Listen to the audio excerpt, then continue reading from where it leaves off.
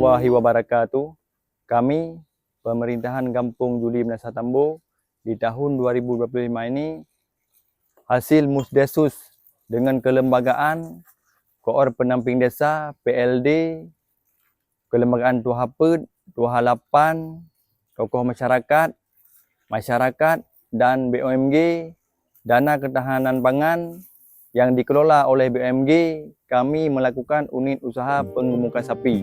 Dana ketahanan pangan yang berjumlah 141 juta, semoga dapat bermanfaat perekonomian masyarakat dengan pengelolaan BUMG unit usaha penggemukan sapi. Dan semoga kedepannya banyak masyarakat yang mau memelihara sapi dari ketahanan pangan. Dan kami pemerintahan desa mengutamakan musyawarah dengan masyarakat.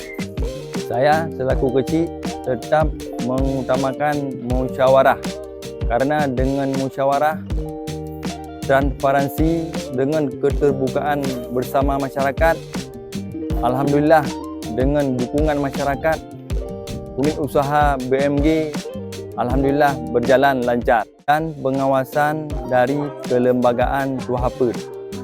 Harapan kami dengan usaha penggemukan sapi ini dapat membantu perekonomian masyarakat melalui dana ketahanan pangan yang dikelola oleh BUMG, dan apabila BUMG ini berhasil, kami setahun sekali akan membagi sembako dan santunan anak yatim kepada masyarakat.